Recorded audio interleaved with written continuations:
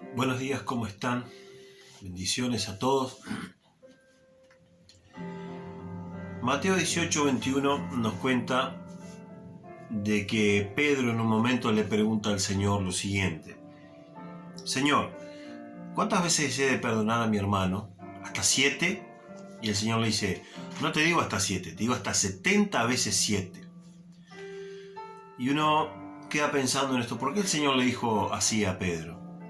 Es que había cierta forma de pensamiento de que llevaba a que se pensara que por ahí hasta 3 veces perdonar a una persona ya estaba bien, como diciendo, bueno.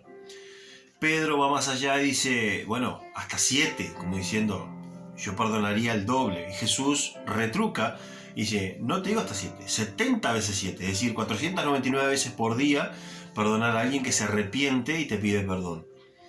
Inmediatamente el Señor cuenta una parábola acerca de un siervo que debía 10.000 talentos, dice la Biblia. Es decir, un montón de dinero para el momento. Estos 10.000 talentos estaban configurados por los días de salario normales de un obrero, de un jornalero en aquellos días. Una cifra astronómica, imposible de pagar, ni en 3 vidas podría pagar esa plata. Y dice que se había endeudado tanto que el Señor lo manda a llamar y dice, bueno, te voy a vender como esclavo porque no hay forma de que puedas pagar esto. Y dice que este siervo le dijo al Señor y le suplicó y le rogó y se arrodilló. Entonces el Señor tuvo misericordia de él y dijo, bueno, ¿sabes qué? Te vamos a perdonar esta deuda. Hace de cuenta que no me debes nada, solo por gracia. Ahora él sale de allí y encuentra a alguien, otro consiervo de él, que le debe una cifra muchísimo menor. Dice la Biblia 100 denarios, es decir, 100 días de trabajo. Ese era el préstamo que le había dado y le debía. Muchísimo inferior a lo que él debía y a lo que a él se le había pagado. Sin embargo, la actitud fue diferente. Dice que él le ahogaba, es decir, literalmente le tomó del cuello y lo estrangulaba para que le pagara. Es decir, estrangulaba al otro de las formas posibles para que el otro le pagara. Y el otro le dijo exactamente las mismas palabras que él le había dicho a su señor. Pero en el caso de este siervo dice que no le perdona nada, y sino que fue contra él y terminó en la cárcel este otro siervo. Los demás, dice que al ver esta actitud tan egoísta de él, fueron a referirle al Señor, a aquel Señor, lo que este siervo había hecho con su consiervo. Y el Señor enojado lo mandó a llamar y le dijo que estuvo mal lo que había hecho, y dice que le entregó a los verdugos hasta que no terminara de pagar todo lo que debía. Y el Señor dice al final, la conclusión de la parábola es que el Padre Celestial, dice, hará esto mismo con ustedes si ustedes no aprenden a perdonar, a soltar. Perdonar es soltar.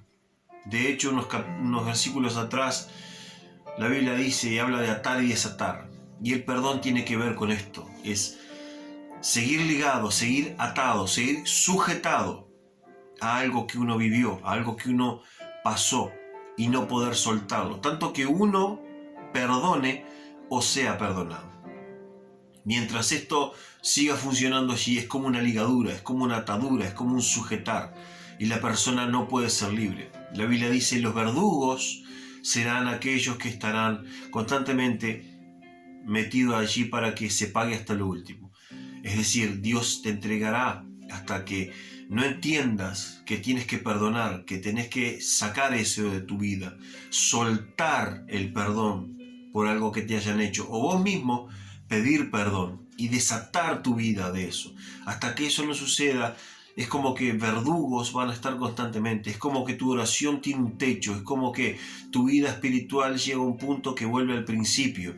Es como que las bendiciones de Dios no te alcanzan y siempre estás corriendo de atrás. Es porque tiene que ver con esto, porque el perdonar tiene que ver con el soltar, el perdonar tiene que ver con desatar algo. Mientras sigas sujeto eso a tu vida, será como un ancla que te frena. Será como algo que cada tanto vas y llega un momento en el punto de quiebre, vuelves a cero de vuelta. Porque no podés ir más allá hasta que no perdones, hasta que no sueltes eso que en un momento quizás te hizo daño, o ese alguien que en un momento te expuso a un problema y vos quedaste con eso allí en tu mente. Ese es el problema que tiene el atar. Eso es lo que sucede. Tenemos que aprender a soltar. Tenemos que aprender a soltar y desatar nuestras vidas a través del perdón, a través de perdonar. No es fácil, no es fácil, de verdad que no es fácil. Pero el Señor dice allí: así también mi Padre Celestial hará con vosotros si no perdonáis de todo corazón a los hombres vuestras ofensas. Así que tenemos que entender esto. Para poder ser libres, para poder ser desatados, para poder ser prósperos en todo sentido, no solamente en lo económico, sino en la felicidad del alma, en lo emocional, en lo sentimental, tenemos que aprender esto que dice el Señor: a perdonar a aquellos que nos hacen daños. Y si nosotros hemos dañado, a pedir perdón, porque el perdón libera. El perdón es un arma de liberación en la vida de las personas. Mientras uno queda atado a ese pasado, a ese lugar donde algo sucedió, mientras uno siga así, nada podrá ser hacia adelante lo que debería de haber sido y lo que Dios quiere para cada uno de nosotros.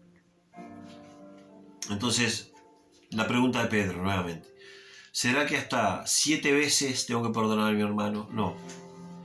Cada vez que alguien te pida perdón y se arrepienta, tenés que perdonarlo, porque esto te hace libre, esto te desata de esa situación. Es como una atadura, de verdad que es como una atadura. Y es algo de sanidad nuestro que tenemos que aprender a soltar, a vivir perdonando y a pedir perdón. Esto tiene que ver también con esta serie de perlitas que tienen que ver con el carácter cristiano. El otro día hablamos del orgullo, de la humillación, que no está bien visto que alguien se humille delante de otro. Y sin embargo es parte de lo que la palabra de Dios dice. Y tiene que ver con esto.